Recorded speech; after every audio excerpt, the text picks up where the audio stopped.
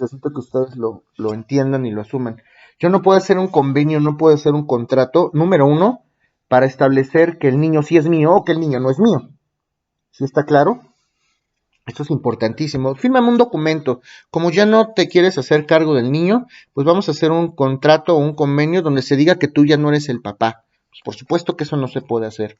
O fírmame un documento donde reconoces que tú eres el papá. Pues claro que eso no se puede hacer tampoco. Y hay mucha gente que lo hace. ¿Quién es la única autoridad competente para decretar este nexo o esta relación entre el padre, la madre y el hijo? Pues el juez de lo familiar. El único tema que se puede convenir, el único tema que puede ser objeto de convenio o de contrato referente a la afiliación, que es esa relación a lo mejor de sangre biológica de padre, hijo y madre, lo único que se puede convenir en este tema son los derechos patrimoniales de las cosas, de los bienes del niño, ¿ok? Lo que sí podemos convenir es, a ver, ¿cuánto dinero vas a dar? ¿De cuánto va a ser la pensión? ¿Qué gastos vas a asumir tú? ¿Qué gastos voy a asumir yo? Los gastos educativos, los gastos hospitalarios, los gastos médicos, algún tipo de actividad. Eso sí lo podemos convenir. Lo que no podemos convenir jamás es esa relación de padre, madre e hijo que existe. Porque la afiliación es un nexo que asume parentesco entre el hijo y los progenitores. ¿Sí está claro eso que les estoy comentando? Ok. Ahora, vamos a ver quiénes son aquellas personas que se presumen hijos. ¿Quiénes se presumen hijos conforme a la ley? ¿Quiénes se presumen hijos conforme a la ley? En primer lugar, se presume que son hijos aquellos que hayan nacido durante el matrimonio. Si yo estoy casado con una persona y durante nuestro matrimonio nace un bebé, ese niño se asume o se presume que es hijo de ese matrimonio. Se presume, puede admitirse algún tipo de prueba en contrario. Ese es el primer supuesto.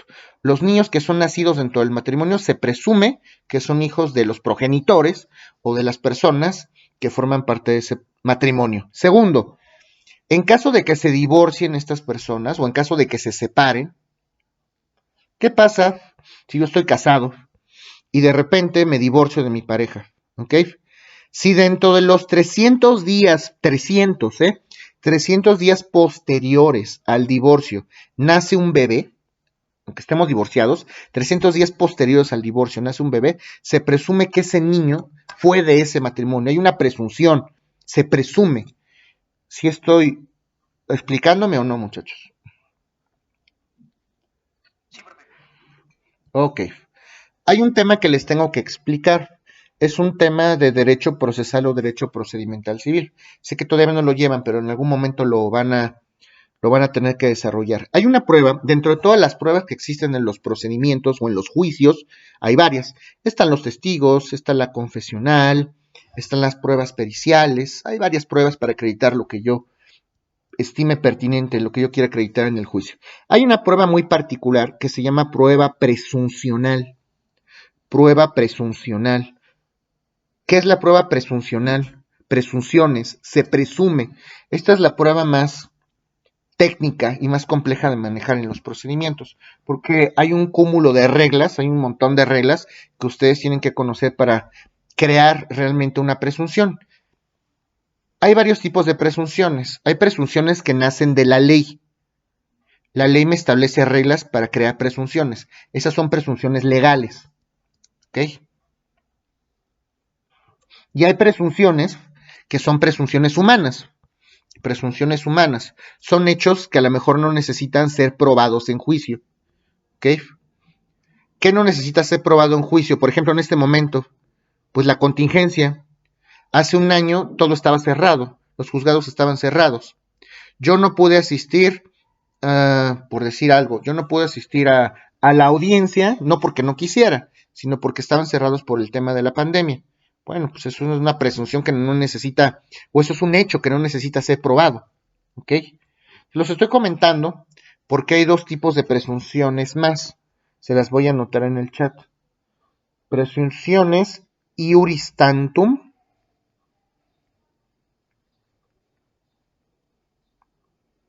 y presunciones iure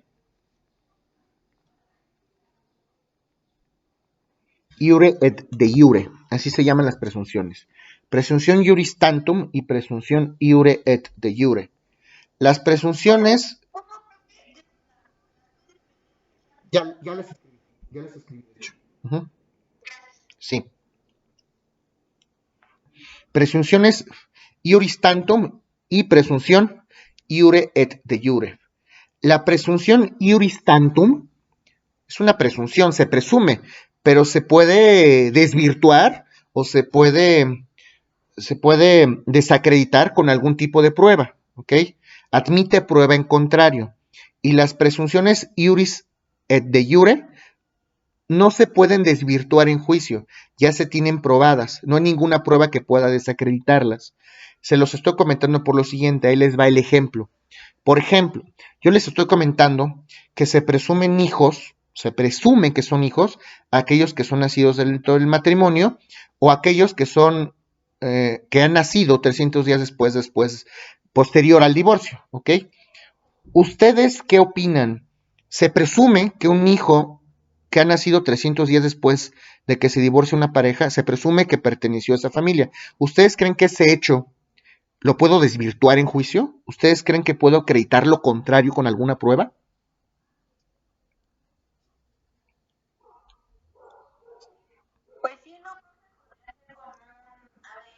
Por supuesto que sí, esa es la respuesta correcta. Por ejemplo, en este caso, por eso se presume, porque no es una verdad absoluta. Yo puedo desvirtuar estas presunciones con algún tipo de prueba, ¿ok? Esto es importantísimo. ¿Por qué? Porque en algunas ocasiones las mamás, digo, los papás también en algunos casos, pero se da más en las mamás van a registrar al registro civil a los menores y le ponen el apellido del papá. Le ponen el apellido del papá, pues para demandar alimentos en su momento.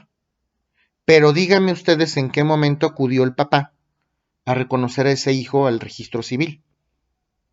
Tuve yo un asunto en algún momento así, de esta naturaleza. Tuvieron una relación álgida, alguna aventura tal vez. Hombre, mujer tuvieron una aventura.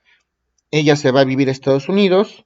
En Estados Unidos nace una niña. Y bueno, la mamá en Estados Unidos registra a la niña. Ella sí reconoce a la niña, le pone el apellido del papá, pero pues el papá no estuvo nunca reconoció que fuera su hija.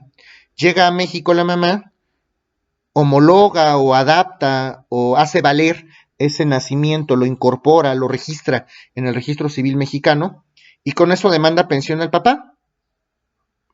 Y el papá, los jueces, como en muchas ocasiones no saben leer, pues los jueces le conceden pensión sin ni siquiera haber leído el instrumento, conceden pensión y ahora condenan al papá a pagar las pensiones mensualmente. A ver, espérame tantito.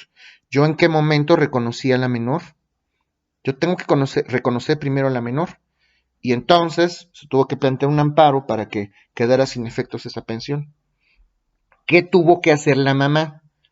Pues demandar justamente la paternidad, remandar la filiación, demandó la filiación. ¿Qué pruebas se pueden exhibir? Que lo vamos a ver más adelante. ¿Con qué pruebas puede acreditar esta relación de padres e hijos? Pues la prueba por excelencia, como lo han dicho, es la prueba en genética molecular o la famosa prueba de ADN. La prueba de ADN, ácido desoxirribonucleico. Y entonces el juez fija una audiencia, fija una fecha de audiencia. Obviamente nombran a un perito médico. Hay hospitales que ya están, que ya pertenecen o que ya están adscritos al tribunal.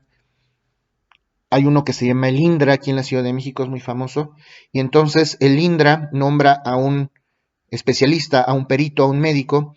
Ese médico va a la audiencia, le pica con un alfiler al papá, le pica con un alfiler al niño, estampan su sangre en una tarjetita, dejan que se seque, la guardan en un sobre. El médico se la lleva al laboratorio y hace un estudio de concordancia genética.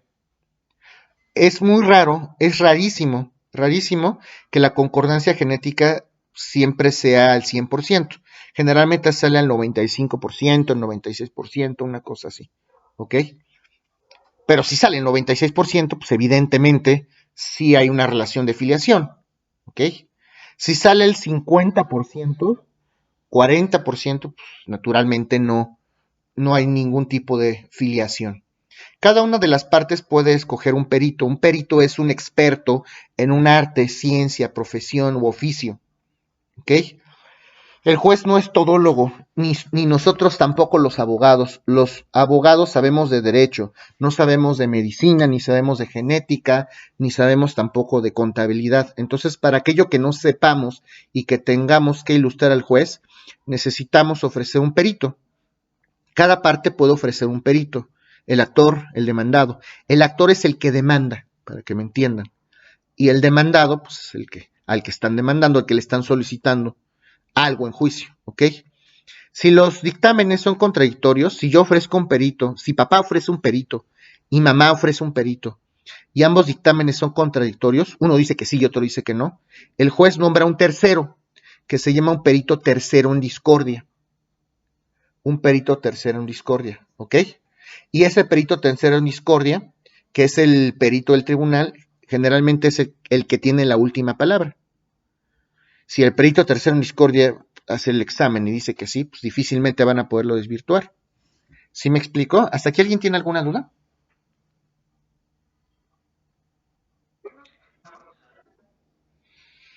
Ok. Como les comentaba, ¿cómo se puede impugnar la filiación? Impugnar es atacar. ¿Cómo se puede atacar? ¿Cómo se puede controvertir? ¿Cómo se puede pelear esa filiación, esa relación de padres e hijos? Se puede impugnar en cualquier tiempo, claro, pero hay algunos casos especiales. Hay algunos casos especiales. Por ejemplo, en el caso del varón, en el caso del papá, se supone que en principio el papá podría impugnar esa relación de filiación 60 días después del nacimiento. 60 días después del nacimiento. ¿Ok? El tutor también el tutor puede impugnar esa relación de filiación. Los herederos, ¿por qué también me interesaría? Aparte de los alimentos, también por qué me interesaría demandar o reconocer que una persona sí es mi hijo, o a mí como hijo, ¿por qué me interesaría demandar para reconocer en un juicio que el señor sí es mi papá? Aparte de recibir alimentos, pues también para heredar, también tengo derechos hereditarios. Entonces, ¿por qué me puede interesar reconocer en un juicio que una persona sí es mi papá? Pues porque a lo mejor le quiero reclamar herencia o a lo mejor le quiero reclamar alimentos. Entonces los herederos también tienen 60 días para poder hacer valer esta filiación, para poder atacar, impugnar en juicio esta filiación. Después, 60 días después de que hayan tomado posesión de los bienes. Si, por ejemplo, les voy a explicar esto para que me lo entiendan de esta manera. ¿Qué pasa si yo me caso y tengo un hijo y fallezco y los hijos que tuve dentro del matrimonio heredan y toman posesión de los bienes que les heredé? Y de repente sale una personita extraña diciendo que es mi hijo. Pues desde que tomaron posesión mis legítimos herederos, esa personita extraña que quiere también ser reconocido como hijo, tiene 60 días para poder impugnar o atacar esta afiliación. ¿Sí está claro esto que les estoy comentando?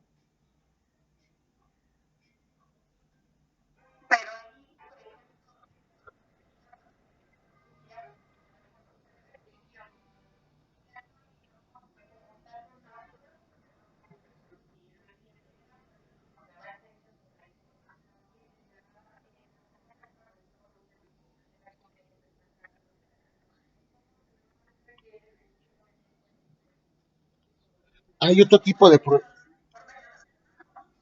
hay otro tipo de pruebas, exactamente, es justamente a lo que voy. Podemos hacerlo de varias maneras. El ADN si es la prueba máxima, o digamos que es la mejor prueba, la prueba idónea para acreditar esta relación de filiación, pero no es la única. Por ejemplo, ¿qué tipo de pruebas? Ahorita que estás platicando eso es interesante. ¿Qué tipo de pruebas puedo yo ofrecer en un juicio para acreditar esa relación de filiación? Número uno, las actas de nacimiento. con las actas de nacimiento. Si yo tengo si la personita que me pretende, aquel desaparecido que me pretende reclamar herencia, tiene un acta de nacimiento y de repente yo soy el papá, aparece en el acta de nacimiento que yo soy el papá, pues hay una presunción, ¿no? Esa es una manera de probarlo. Ya quedará a prudente arbitrio el juez. Podemos plantear a lo mejor pruebas de ADN a los abuelos o a los parientes, ¿sí? También puede ser, claro que no es una situación tan exacta y tan precisa como hacerle directamente la prueba de ADN al papá, por supuesto que no. Pero el ADN no es la única manera de acreditar la filiación. Podemos hacer ADN a los parientes, podemos actas de nacimiento, podemos ofrecer actas de nacimiento. Hay otra prueba que también considera la ley que es suficiente para acreditar, junto con otras, esta relación, que ante la sociedad se presume que un hijo es hijo de un papá cuando frente a la sociedad utilizó los apellidos del papá. Así lo dice la ley. Se presume que yo era hijo tuyo porque en sociedad utilicé tus apellidos o utilizo tus apellidos. A lo mejor eso lo puedo acreditar con algún documento. ¿O de qué otra manera me dice la ley que puedo acreditar esto? Si durante la infancia una persona fue tratada como hijo, todo el mundo me vio con el niño, todo el mundo vio que lo llevaba a la escuela, que le compraba sus juguetes, que lo educaba. Y si alguien declara esto en juicio, pues es un elemento más. ¿Ok? ¿Qué más? Si estaba o si este niño vivía dentro del matrimonio, también se puede presumir que era hijo justamente del progenitor. ¿Sí me explico? No es tan propio ni es tan preciso como la prueba de ADN, pero tenemos toda esta gama de posibilidades para acreditar la filiación. ¿Quién va a tener la última palabra al final? Pues el juez. Todo esto se tendrá que someter a consideración del juez. Si yo fuera juez, tendría que revisar. Lo primero que haría sería ver qué pruebas me están ofreciendo y si concatenadas, si unidas, si todas las pruebas concuerdan como un rompecabezas, pues a lo mejor sí decreto la filiación, aunque no haya una prueba de ADN. Si es que está muerto el papá. ¿Sí me explico?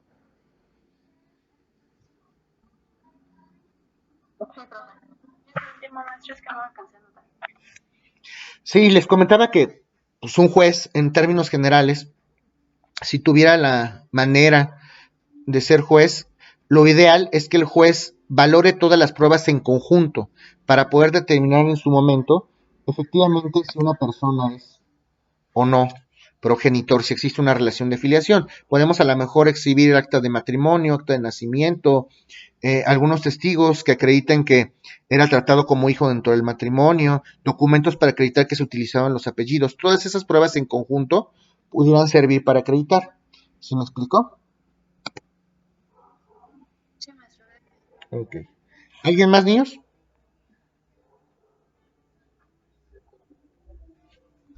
Bueno, ahora, retomando todos estos temas, el desconocimiento, ¿se puede desconocer a un hijo o no? Solamente el juez de lo familiar. El juez de lo familiar es la única autoridad competente, como les había platicado hace unos momentos. El juez de lo familiar es la única autoridad competente para poder decretar si existe o no relación de filiación entre un progenitor y un menor. Como les comentaba, esto no es un tema que se pueda platicar o resolver a través de un convenio, ¿ok? Si, por ejemplo, ¿no les saben que es una persona viva y viable? ¿Lo vieron en Derecho de Personas?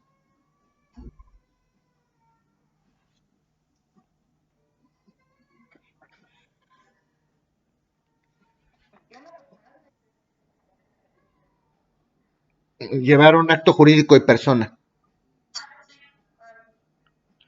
¿Alguien sabe que es una persona viva y viable?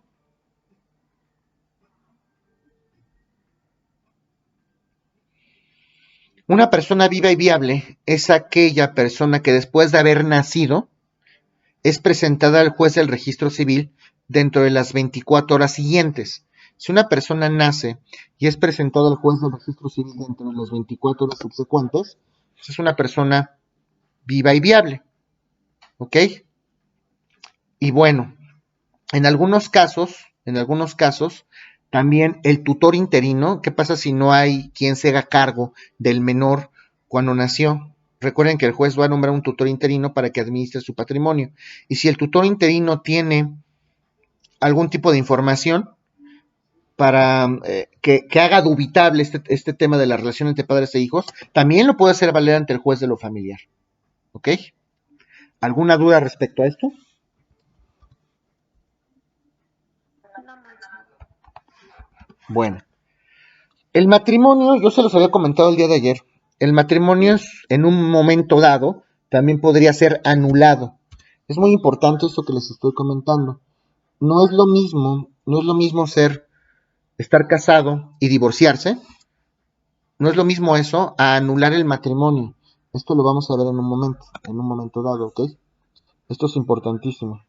Entonces, ¿qué pasa en este supuesto?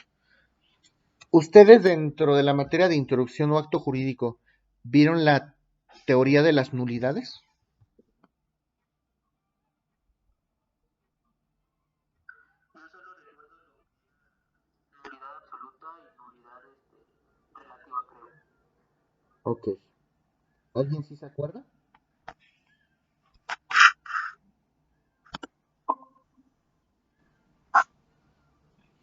¿Alguien sí se acuerda, muchachos? ¿Alguien sí se acuerda?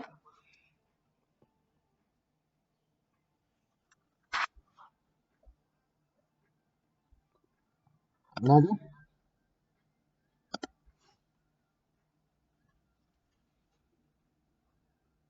A ver. ¿Quién me dijo de la nulidad relativa y de la nulidad absoluta? ¿De qué te acuerdas de eso?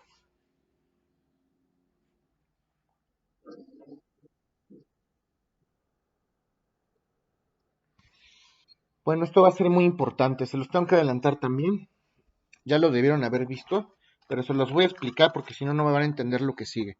Acto jurídico, muchachos. El acto jurídico es la manifestación externa de la voluntad, la manifestación externa de la voluntad del hombre.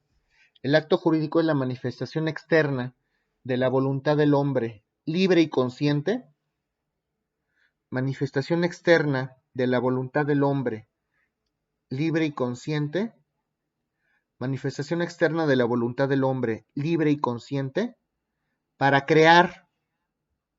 transmitir, crear, transmitir, modificar o extinguir derechos y obligaciones. Eso es acto jurídico, manifestación externa de la voluntad del hombre para crear, transmitir, modificar o extinguir derechos y obligaciones. ¿Ya lo tienen? Ok. El acto jurídico tiene dos tipos de elementos. Se los voy a anotar en el chat. Esenciales o existenciales. Número uno, esenciales o existenciales. Los elementos esenciales o existenciales del acto jurídico solamente son tres: consentimiento, objeto y solemnidad. ¿Ok? ¿Qué pasa si falta alguno de estos elementos esenciales del acto? Son esenciales o existenciales. Son los elementos que hacen ser al acto jurídico un acto jurídico. Si falta alguno de ellos, la consecuencia que se acarrea en derecho es la inexistencia del acto. El acto nunca nació en la vida del derecho, el acto es inexistente. ¿Ok? Consentimiento, que ustedes digan sí o no, que estén de acuerdo. Si van a comprar una casa, ¿cuál es el objeto? La casa. ¿Ok? La solemnidad. Solamente hay tres actos jurídicos solemnes en México: la donación, el testamento y el matrimonio. ¿Ok? La solemnidad son esa serie de formalidades, de revestimientos que la ley solicita para que un acto jurídico se lleve a cabo. ¿Ok? Si yo me voy a casar con una persona, ¿Cuáles son las solemnidades del matrimonio? Pues tiene que ser ante el juez del registro civil, tenemos que firmar el acta, me tienen que leer la epístola famosa. Si alguna de esas formalidades no se da, el matrimonio ni siquiera es nulo, es inexistente, nunca existió en la vida jurídica. Hay otro tipo de elementos que son los elementos de validez del acto. Son 4: la capacidad, la forma, ilicitud en el objeto y la ausencia de vicios en el consentimiento. Si falta alguno de ellos, depende cuál falte, se acarrea algún tipo de consecuencia jurídica. Para aquellos elementos que puedan ser subsanados, por ejemplo, si falta la capacidad, si una persona menor de edad me vende una casa, hacemos un contrato privado y toda la cosa. A lo mejor el menor puede que sí sea dueño del inmueble, pues claro que sí, pero como es menor de edad, no lo hizo a través de su tutor, esa compraventa es nula relativa, acarrea la nulidad relativa. ¿Por qué acarrea la nulidad relativa? Porque el acto se puede convalidar. Una vez que el menor sea mayor de edad, pues podemos convalidar esa compraventa. Los elementos que sean subsanables acarrean como consecuencia directa la nulidad relativa. ¿Sí me explico o no? ¿Hasta aquí hay alguna duda? Ok. Si yo les vendo a ustedes 3 kilos de droga, ¿ese acto es subsanable o no? El acto sí nació en la vida del derecho, pero el objeto es ilícito, hay ilicitud en el objeto. Ese defecto no puede ser subsanado, porque el objeto materia del contrato o del acto jurídico es ilícito. Entonces, como no puede ser subsanado, se acarrea la nulidad absoluta. Más o menos le van entendiendo. Sí, se los puedo explicar más a fondo en algún momento. Ahorita nada más se lo estoy explicando para que me entienda lo que les voy a comentar. No es lo mismo la nulidad del matrimonio que el divorcio. Si yo divorcio a una persona, el matrimonio sí existió en la vida del derecho, solamente que lo estoy disolviendo. Yo me casé en el 2000 y me divorcio en el 2019. El matrimonio sí existió 19 años, solo que lo voy a disolver a través del divorcio. Muy diferente es la nulidad del matrimonio. Si yo anulo un matrimonio, es como si el matrimonio nunca hubiera existido en la vida del derecho, porque a lo mejor algún requisito solemne no fue cumplido. Si alguna solemnidad del matrimonio no se llevó a cabo, el matrimonio nunca nació en derecho. ¿Sí me explico o no?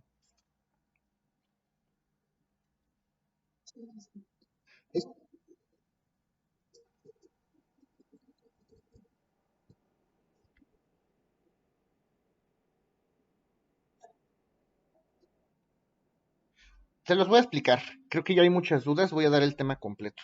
Aunque nos tardemos un poquito más. No, no es penal. Te explico. Ustedes no tienen la culpa. Necesito que lo sepa muy bien. Bueno, vamos a partir del eje central, que es el acto jurídico. ¿Ok? Estamos en la materia civil, familiar, ahorita. El acto jurídico ya se los definí. ¿Qué es la esencia? ¿Ustedes qué creen que sea la esencia?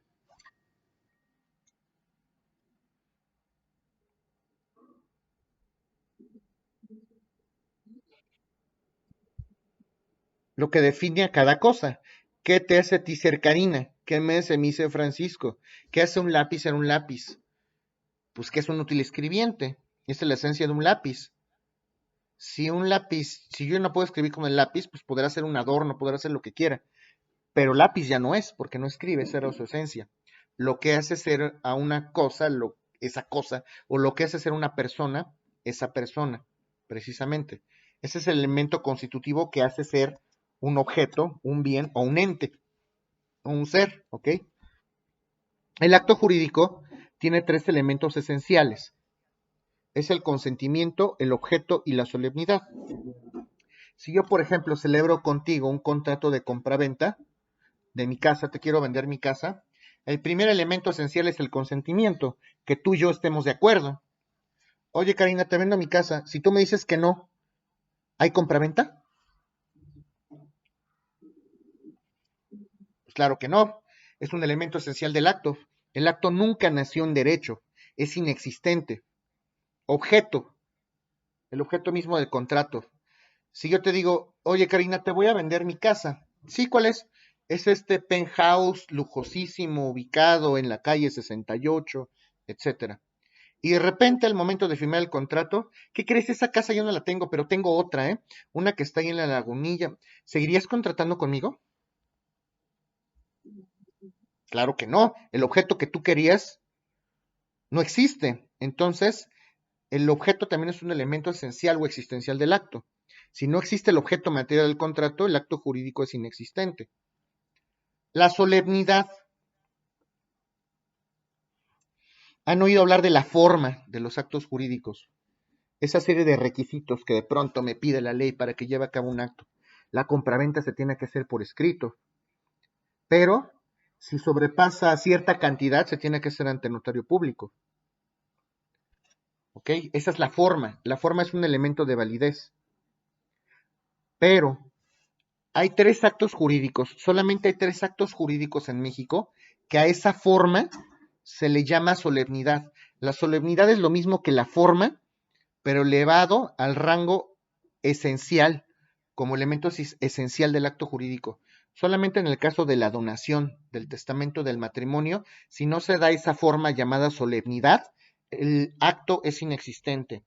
En todos los demás actos no tienen solemnidad, tienen forma nada más. Y si falta la forma, a lo mejor eso se puede arreglar, es subsanable. ¿Hasta aquí alguien tiene alguna duda?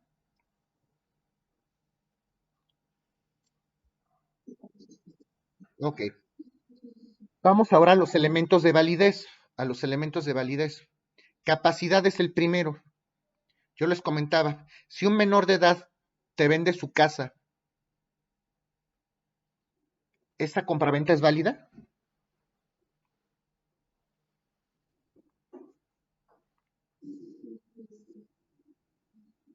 Esa compraventa es nula relativa. ¿Por qué? Porque el menor no tenía la capacidad, en derecho, no tenía la capacidad de ejercicio para vender su casa. Sí puede vender, pero a través de su representante legal. ¿Tiene arreglo eso?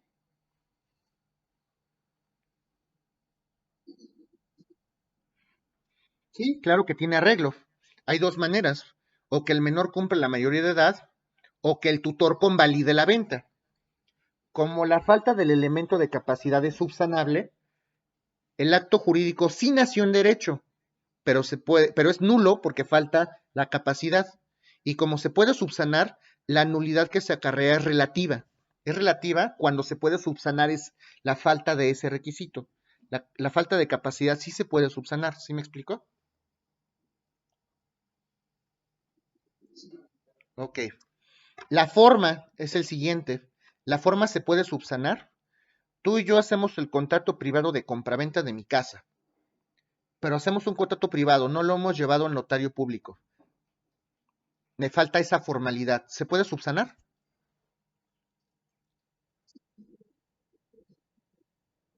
Claro. La casa es mía, hay voluntad, tenemos consentimiento, hay objeto, hicimos un contrato privado, el acto es válido entre nosotros, falta la forma. Basta con que vayamos al notario y pues protocolicemos o hagamos ante el protocolo del notario esa compraventa, entonces ya se subsanó. La falta de forma es subsanable, por lo tanto, si no hay forma, el acto es nulo relativo, porque se puede convalidar. Ilicitud en el objeto, civilmente.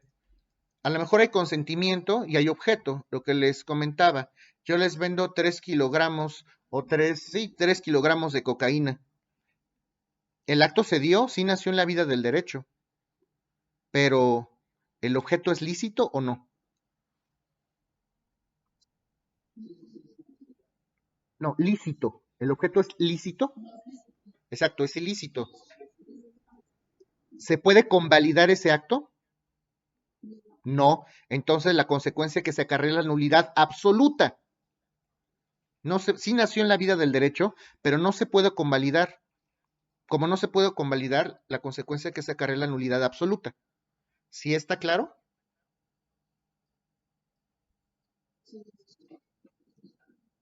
Con los vicios del consentimiento es otra cosa. Hay varios vicios del consentimiento. El error, el dolo, la mala fe, el temor reverencial, la violencia. Si, por ejemplo, tu marido te obliga a comprarle un carro a través de la violencia, tu consentimiento está nublado. El acto es inexistente, nulo absoluto o nulo relativo. Depende. ¿Tú quieres convalidar ese acto?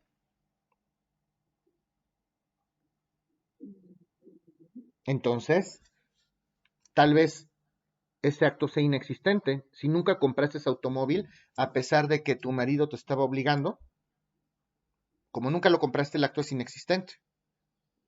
Si ustedes están, error, por ejemplo, el error es la falsa apreciación de la realidad. Hay varios tipos de error. Si ustedes van al mercado y le piden al señor 3 kilos de jitomate y les dice el señor, ya se me pasó, son 4, ¿convalidarían ese acto?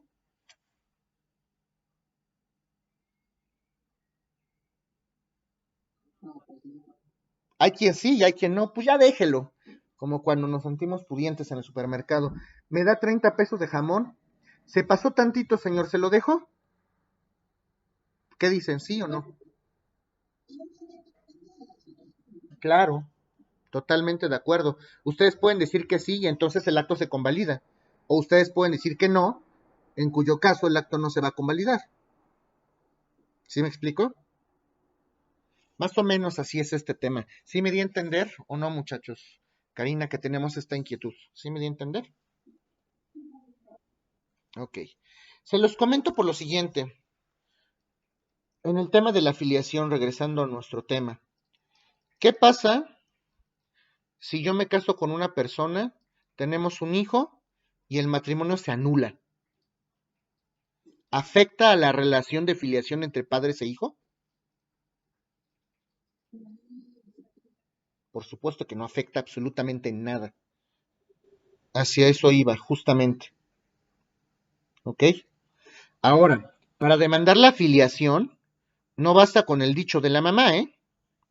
Es que yo sé que tú no eres el papá. Y lo decimos en juicio. Señor juez, yo tengo la certeza de que el niño no es de ese señor. ¿Se vale eso en juicio? ¿Ustedes creen que el juez se conforme con eso?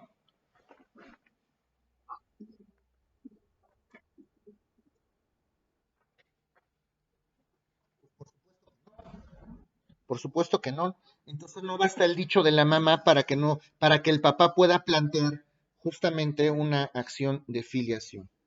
¿Ok? ¿Hasta aquí tienen alguna duda?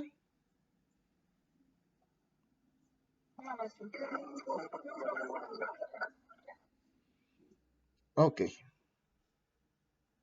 Ahora, vamos a plantear algunos supuestos interesantes. ¿Qué pasa? ¿Qué pasa si un hijo, yo tengo un hijo dentro de mi matrimonio y después, durante la vida común de mi hijo alcanza la mayoría de edad, nos separamos, mi esposa y yo, se asume que es mi hijo, durante toda la vida, pues mi hijo fue tratado como tal, tiene derecho a heredar, a recibir alimentos, y de repente viene un juicio donde se acredita que ese niño siempre no era mío. ¿Ese niño puede reclamar algún tipo de derecho en contra del papá?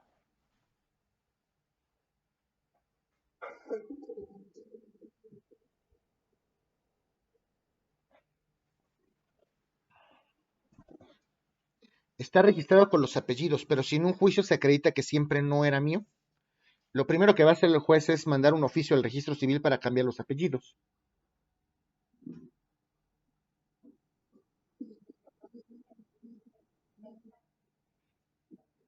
Pues lo vio, pero resulta que ya no era. Si el niño quiere demandarme algún derecho hereditario, ¿se puede?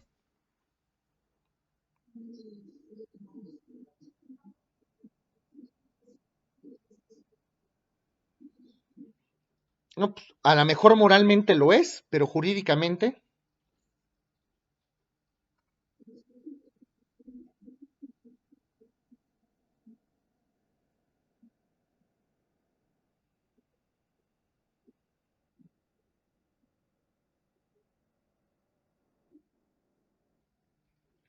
pues sí, pero a lo mejor yo quiero acoger a ese hijo o a esa persona como mi hijo durante toda mi vida, aunque se haya acreditado que no lo es. Pero ¿qué pasa si un día yo fallezco y no le dejan heredar porque dicen que él no tiene derechos? ¿Se podrá defender?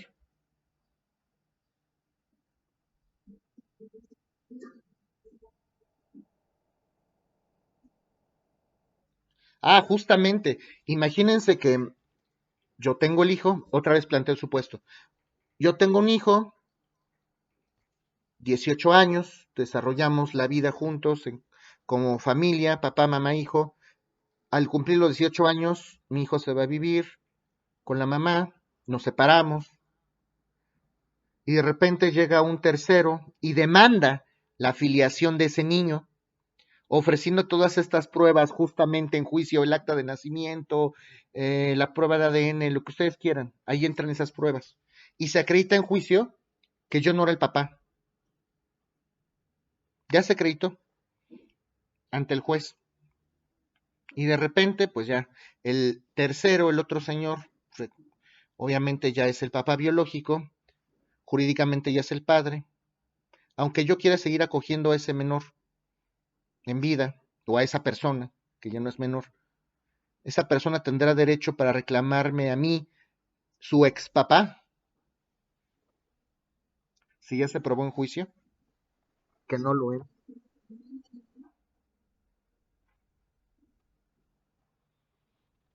Hice testamento y dejé al niño o al muchacho.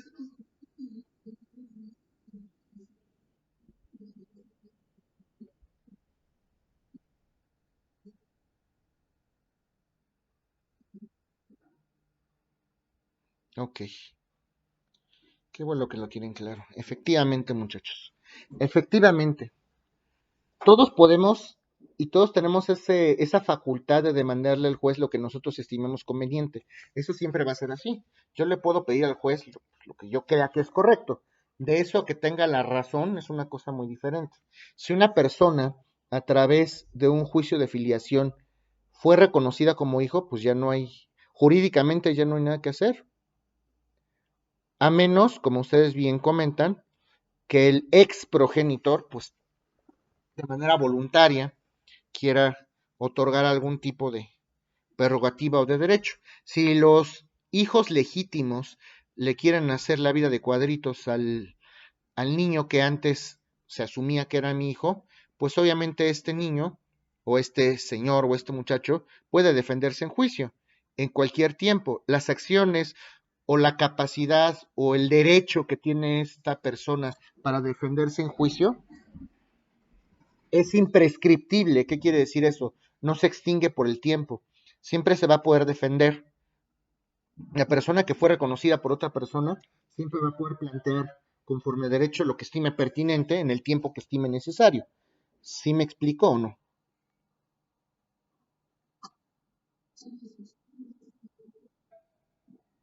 Ok,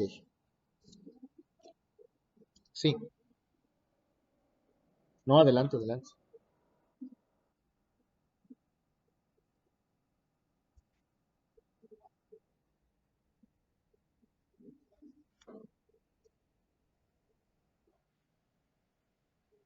No, por supuesto que no.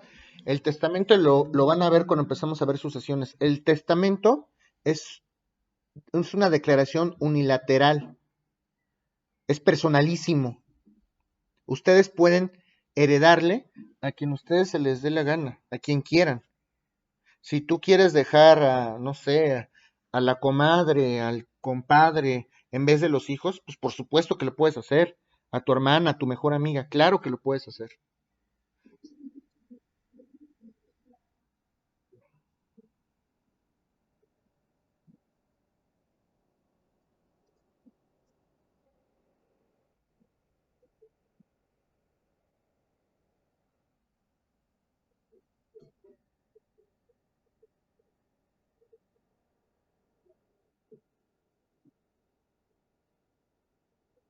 No, ahí les voy a comentar y eso lo vamos a ver más adelante. Hay dos tipos de sucesiones o dos tipos de herencias. La sucesión testamentaria y la sucesión intestamentaria. Cuando ustedes hacen testamento, hablamos de la sucesión testamentaria y esa es su última disposición, ¿ok? Ustedes van a dejar a quien ustedes quieran. El único supuesto donde sí están obligados a hacer algo es cuando hay hijos menores de edad. Si ustedes tienen hijos menores de edad y van a hacer testamento, forzosamente tienen que dejar un tutor y un curador porque no pueden dejar al niño en desamparo. Si no, el testamento es inoficioso, es válida, es inválida esa parte. De ahí en fuera, si tú quieres dejar como heredero quien se te dé la gana, lo puedes hacer. ¿Qué pasa si no haces testamento? Entonces se aplican las reglas de la sucesión legítima. Si una persona no hace testamento, el Código Civil tiene ciertas reglas especiales donde me va a decir quiénes tienen preferencia a heredar. Como una persona no hace testamento, la ley trata de suplir la voluntad del muertito, del decuyos. ¿Ok? Y en ese supuesto, la primera regla es que los parientes más cercanos excluyen a los más lejanos. Por ejemplo, los hijos, los esposos, los concubinos, después los papás, los abuelos. Y hay reglas. Tienen preferencia primero los hijos y la esposa tiene derecho a heredar como un hijo si no tiene bienes suficientes. Pero son reglas que ya se llevan a cabo conforme a la ley si es que no haces testamento. Y no es que le tengan que exigir a mi abuelita que es mi derecho, porque no es así. Ahora, si quieren evitarse ese tipo de problemas, pues hagan testamento, que haga testamento tu abuelita, y llueve, truene, relampaguee, se cuelga de la lámpara, pues mala tarde.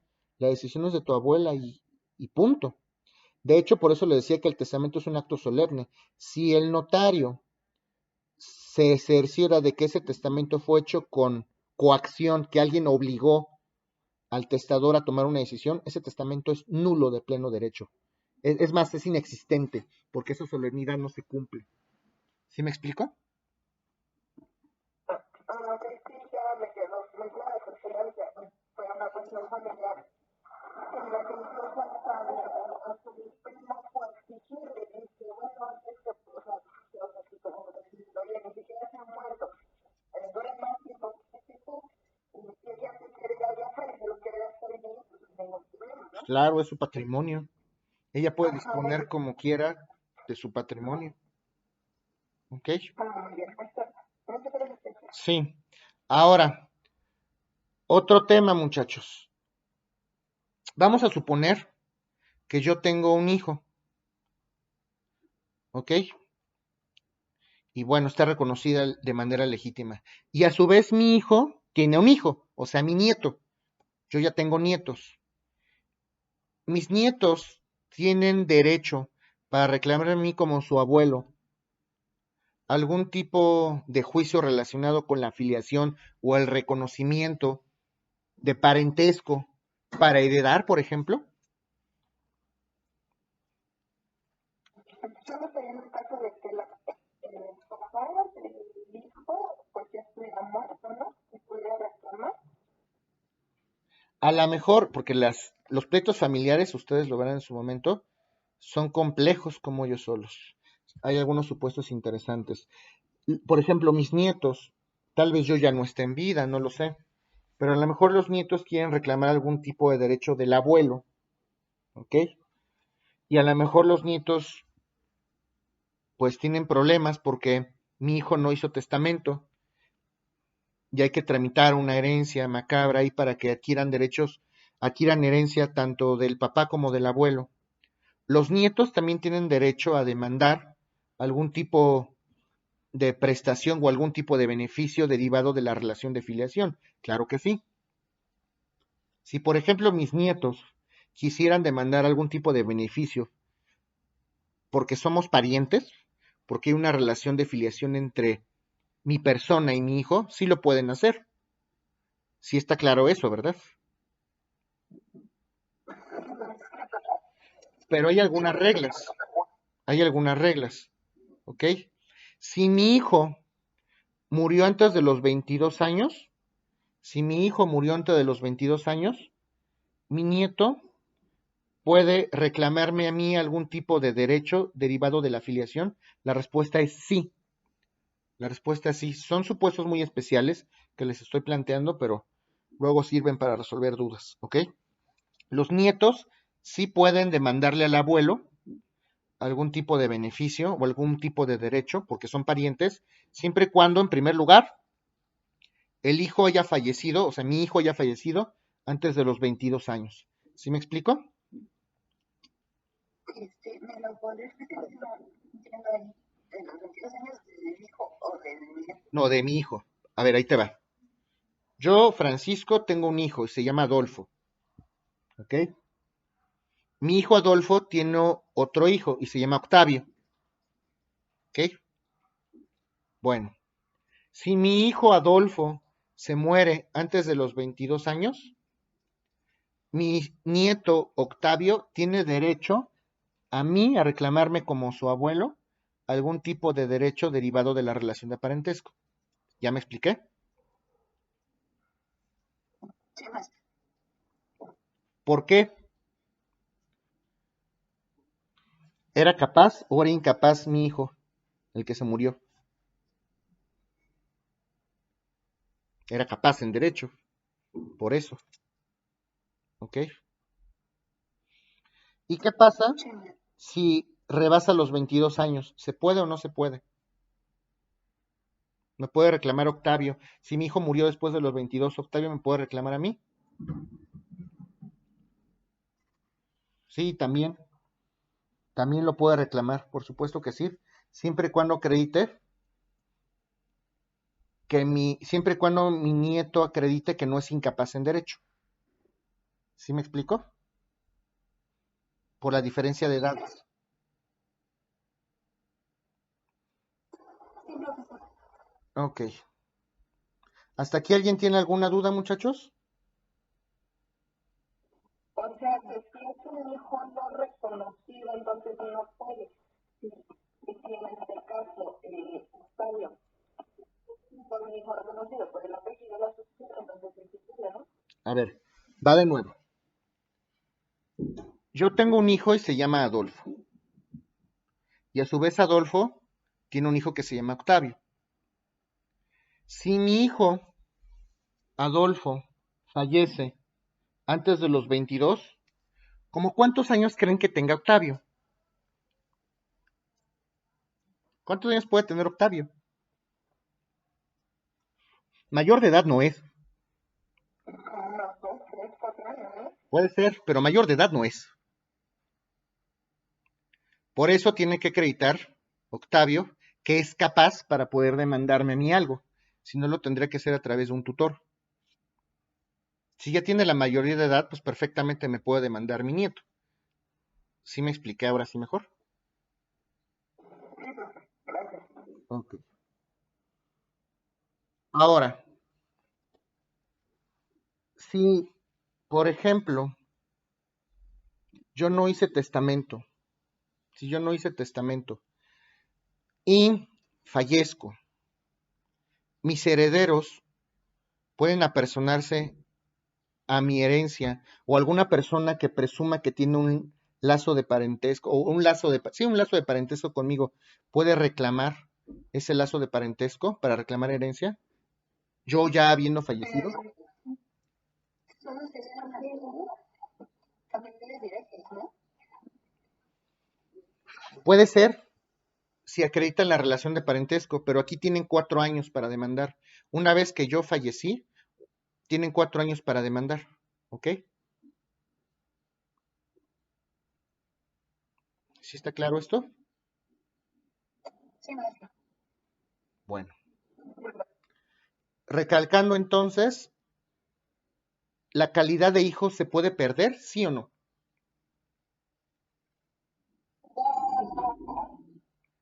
A ver, no los escuché, perdón. No, no se puede. Y si un juez lo dice, Sí se puede perder. pero solo a través de una sentencia. Solo el juez puede hacerlo. Sí. ¿Ok? Esa es de las cosas más claras que quiero que les queden a ustedes. Sí se puede perder la calidad de hijo siempre y cuando el juez de lo familiar lo decrete. ¿Ok? Bueno, y creo que es obvio, ¿no? Si por ejemplo yo le heredo a mi hijo y alguien quiere perturbar su posesión, o alguien quiere llegar a decirle, oye, eso no te corresponde porque no eres hijo, pues mi hijo ya heredó, mi hijo se puede defender perfectamente. Está claro eso también, ¿no?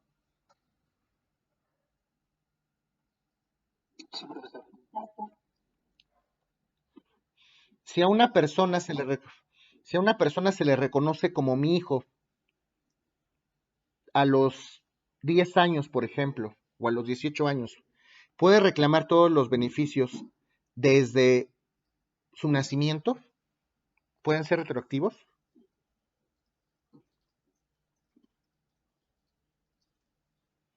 Sí, porque como si se reconoce, también tiene los derechos de... Pues claro, si ya se reconoció que es mi hijo puede reclamar todos los beneficios a los que tenía derecho desde el principio. ¿Ok? ¿Sí está claro o no, muchachos?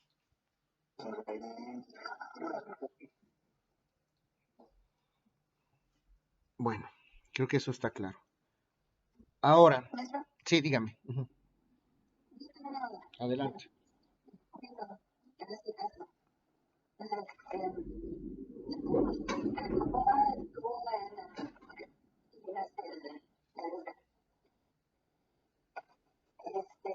al niño, pues, lo registran con la firma apócrifa del papá, por parte de la mamá. Muere el papá y tiene otro hermano mayor que sí se le registra también para el presente. Ahí vamos a poder comprobar que el papá no registró al segundo hijo, porque estaba en el registro. Allí el tema idóneo sería la firma.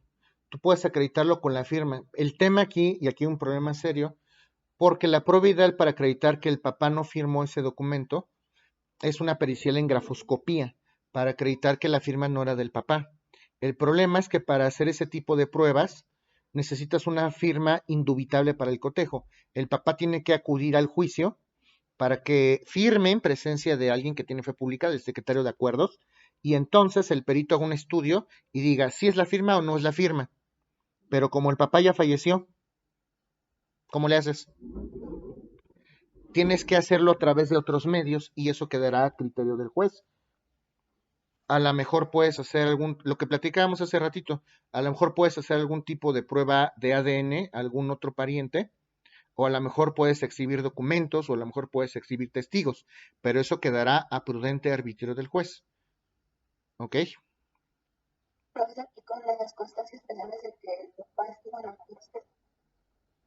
Eso no me acredita absolutamente nada, no para efectos de lo familiar. Lo que tú tienes que acreditar en juicio es que esa firma no era de él, que no lo reconoció, para poder anular ese acto, ese reconocimiento.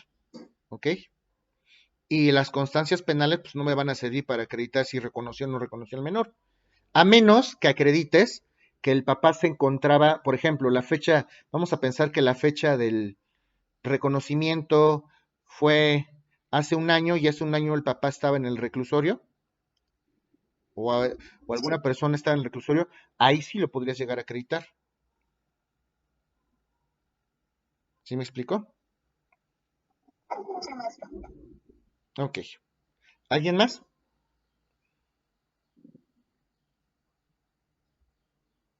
Bueno, ok. ¿Se acuerdan lo que era el naciturus? Sí, maestra. ¿Qué es el naciturus? ¿Tienes que es considerado un nacido? Ujú, efectivamente.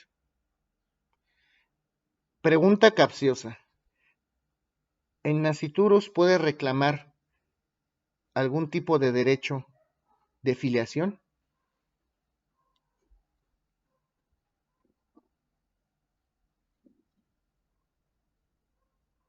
No, ¿Por qué no? pues porque como bien dice la liturgia, fue concebido pero no nació. Y no- Y no sé si esa persona se lo pudo. ¿Qué tipo de capacidad tienen las Iturus en derecho?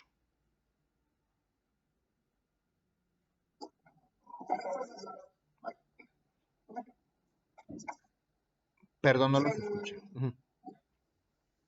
El goce. El goce. Tiene capacidad de goce. No tiene capacidad de ejercicio. Por lo tanto, ¿quién ejerce esa capacidad de ejercicio por él? ¿O el papá? ¿O el papá? El papá también puede. Y entonces el natiturus puede hacer actos jurídicos a través del padre. El papá perfectamente puede representar en el mundo del derecho el naciturus. Pu-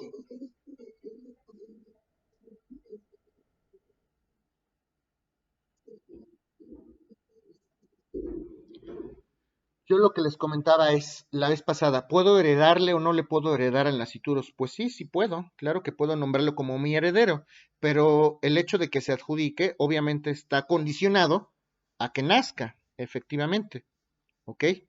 Pero de que el naciturus puede actuar en el mundo del derecho a través de sus representantes, pues claro que lo puedo hacer, a través del papá o a través de la mamá. ¿Sí me explico?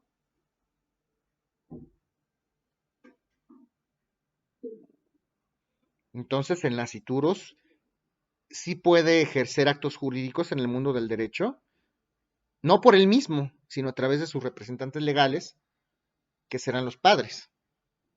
¿Ok? O sea, les comento, son cosas curiosas reglas curiosas que deben de saber. ¿Alguien tiene alguna duda de ese tema de la afiliación? Bueno, hay otro tema que va íntimamente relacionado con la afiliación y es la legitimación. Así como existen juicios, así como hay juicios para reclamar o reconocer ese carácter o esa relación que existe de paternidad o de parentesco entre hijos y padres, también se puede reconocer a un menor o también se puede reconocer a un hijo de manera voluntaria. A través de la legitimación se puede reconocer a un hijo de manera voluntaria, porque también hay quienes reconocen a sus hijos de manera voluntaria, no necesariamente tenemos que hacerlo a través de un juicio, ¿ok? Entonces la afiliación también se puede fijar por el reconocimiento de los padres o a través de alguna sentencia, como hemos mencionado, que cause estado, que esté firme. Y aquí la regla en derecho es que cualquier persona puede reconocer a un hijo siempre y cuando tenga la edad suficiente para contraer matrimonio. ¿Cuál es la edad suficiente para contraer matrimonio? 18 años, así es. Justamente eran esas pequeñas dudas que platicábamos hace unos días. Me lo preguntaban que si los menores, que si los papás de los menores. Yo puedo reconocer a un hijo si tengo la edad para contraer matrimonio, es decir, 18 años. ¿Ok? ¿Hasta aquí alguien tiene alguna duda? ¿Ok? Y lo que platicábamos, que fue una duda que ya resolvimos. El menor que tiene un hijo puede reconocer a un hijo, pues a través de los padres, si comparecen los padres, y además eso no quiere decir que el día de mañana no se pueda plantear también un juicio de filiación, pero si hay un menor de edad que tiene un hijo y va a reconocerlo al juez del registro civil o al oficial del registro civil, lo puede ir a hacer si va con los progenitores, si va con los abuelos del menor. Eso ya lo platicamos y creo que está claro, ¿no? Sí.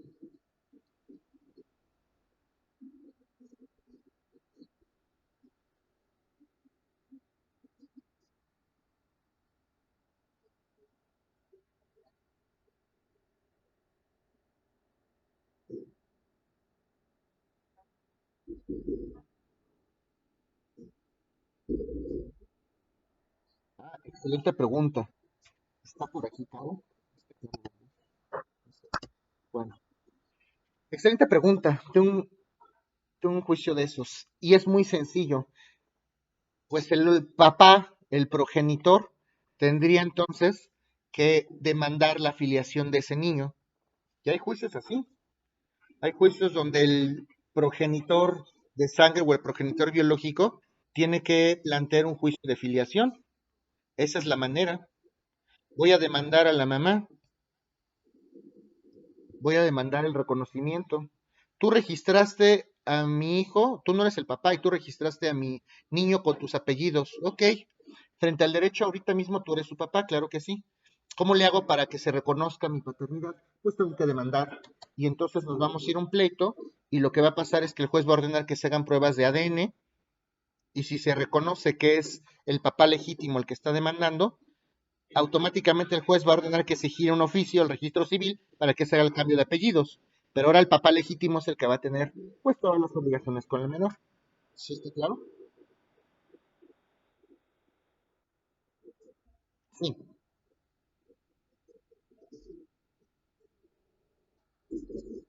sí, ya. Ok, parece que ya.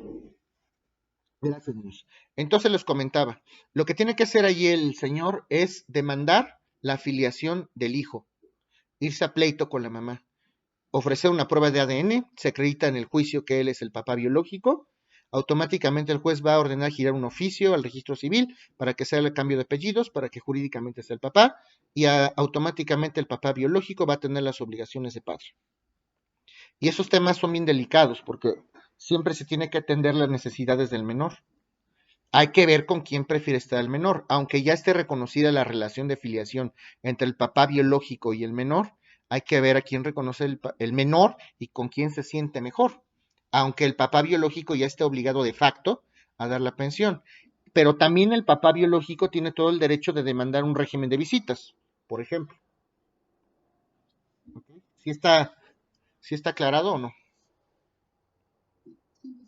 Ok, bueno. El reconocimiento de los hijos solamente produce efectos para el que los reconoce. O sea, si yo reconocí a un niño, no por reconocer al niño, a lo mejor ese niño vivía en un orfanato, por decir algo, y el niño tiene una amiguita con la cual está todo el tiempo de arriba para abajo, no por haber reconocido al menor se presume que su amiguita también es mi hija, solamente va a producir efectos para la persona que es reconocida. ¿Ok? Y además el reconocimiento de los hijos no se puede revocar, es irrevocable. Es que hoy sí y mañana no, ya lo reconocí, pero ya me arrepentí, ya no puedo. Pues por supuesto que no se puede hacer eso, ¿ok? ¿De qué otra manera podemos reconocer a los hijos? A través del testamento. No sé si ustedes lo sepan, pero a través del testamento también se puede hacer el reconocimiento de los hijos, ¿ok? ¿Hasta aquí alguien tiene alguna duda? Ok. El Ministerio Público, recuerden que interviene en todos estos procesos de orden familiar. Si el Ministerio Público se entera de algún caso donde se tenga que demandar la filiación o la relación entre padres e hijos, o que existe algún tercero afectado, el Ministerio Público perfectamente puede hacerlo del conocimiento del juez de lo familiar. ¿Ok? ¿Sí está claro? Bueno, si yo quiero plantear un juicio para que si yo quiero plantear un juicio para que no me reconozcan como hijo, porque no quiero heredar, ¿y por qué querría hacer eso? Porque también se pueden heredar deudas, jóvenes. También se pueden heredar deudas. Si yo quiero impugnar la filiación o atacar esa relación de padres e hijos para no heredar, eso está prohibido por la ley. ¿Ok? ¿Sí está claro esto? Bueno, está muy concreto. ¿De qué otra manera se pueden reconocer a los hijos? Se puede levantar un acta especial en el registro civil, se puede hacer en escritura pública, se puede hacer a través del testamento, incluso a través de la confesión judicial. Si yo confieso judicialmente que una persona es mi hijo, pues también se puede hacer ese reconocimiento. ¿Ok? ¿Hasta aquí alguna duda? Bueno, Otro tema interesante. Si alguna persona quiere hacer algún tipo de investigación para plantearlo en un juicio y acreditar la relación de filiación, ¿se puede hacer eso?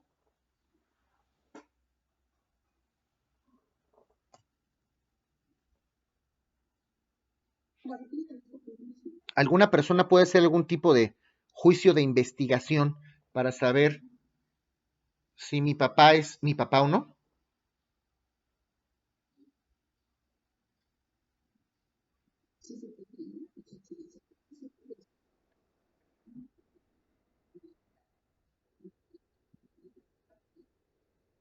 Sí, yo también puedo llevar a cabo algunas diligencias para investigar si una persona es mi papá o no, ¿ok?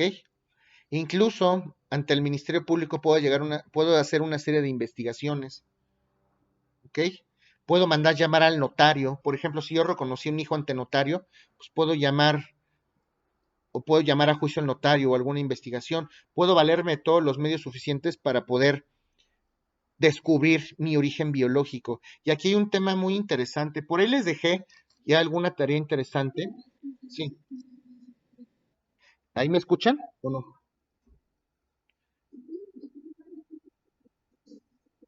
¿Ahí me escuchan, muchachos?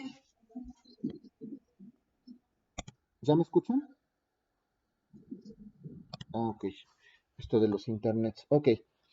Les comentaba que nosotros podemos hacer una serie de investigaciones para poder descubrir nuestro origen biológico.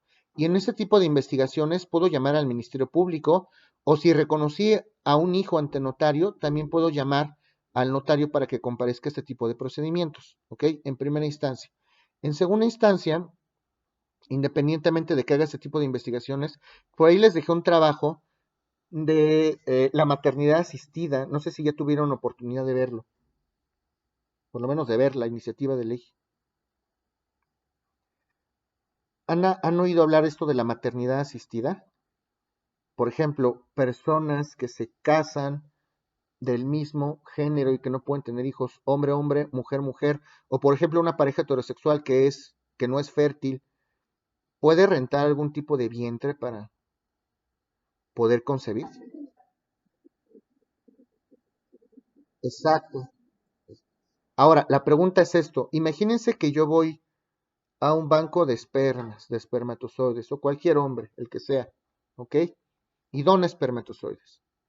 Y una mujer con esos espermatozoides concibe una pareja, una pareja de dos mujeres, ¿ok? Y si ese niño el día de mañana quiere buscar a su papá, ¿se puede?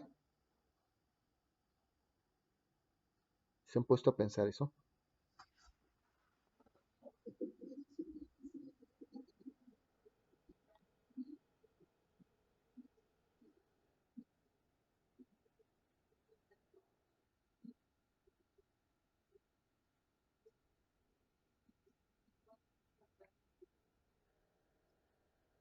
De hecho, cuando una persona dona espermatozoides a un banco de espermas, pues automáticamente firma, como tú bien comentas, un acuerdo donde pues no se compromete justamente a no irrumpir en la privacidad de la mujer o de la persona que atravesó por ese proceso de inseminación. Esto es interesante, no es que vaya a llegar el niño o el señor a los 20 años, tú eres mi papá, hola, o que se supone que se firma un convenio de confidencialidad que puede tener repercusiones hasta penales. Digo, se los comento porque esos casos también se dan en la vida real. ¿Ok? ¿Sí está claro?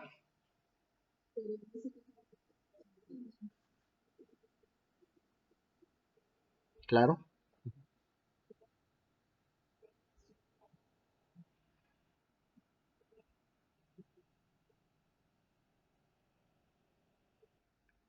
Eso depende muchísimo de los progenitores.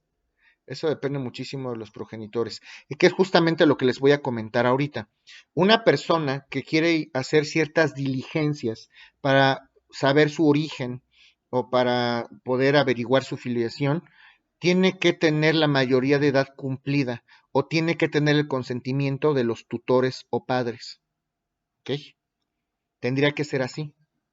Si yo quiero hacer diligencias para investigar mi origen, ¿tengo que ser mayor de edad o debo contar con el consentimiento de los tutores? ¿Ok? ¿Sí está claro esto? Ok.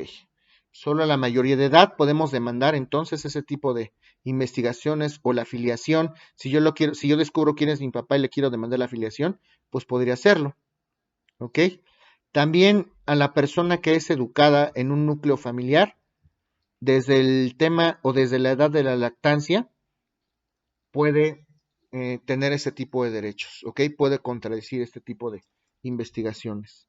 Solamente a través de un proceso y a través de la sentencia se pueden modificar estos temas de la afiliación. ¿Alguna duda de esto que estamos comentando? Bueno, muchachos, entonces la próxima clase ya vamos a empezar, porque este era un tema muy técnico, el de la afiliación, el de el reconocimiento y la legitimación. La próxima clase ya vamos a empezar a analizar el concubinato, vamos a hablar de matrimonio, ya hablamos de cosas un poquito menos técnicas, que será hasta el día lunes.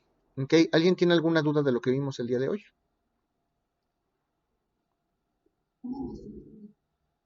Okay. Bueno, pues agradezco entonces su atención, muchachos. Nos vemos el día lunes. Gracias a ustedes. Hasta luego. Hasta luego. Gracias, gracias. Hasta luego. Hasta luego.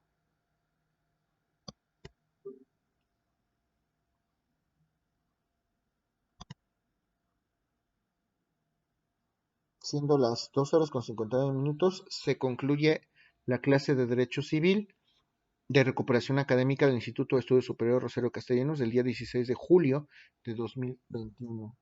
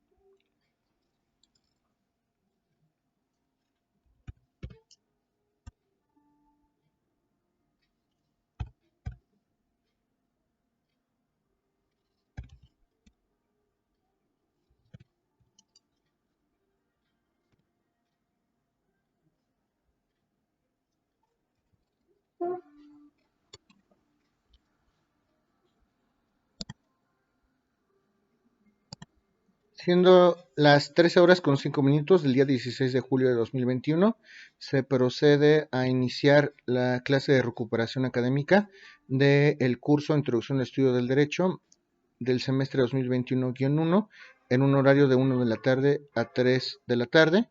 Se procede a dar un periodo de gracia a los alumnos para que entren a la sesión.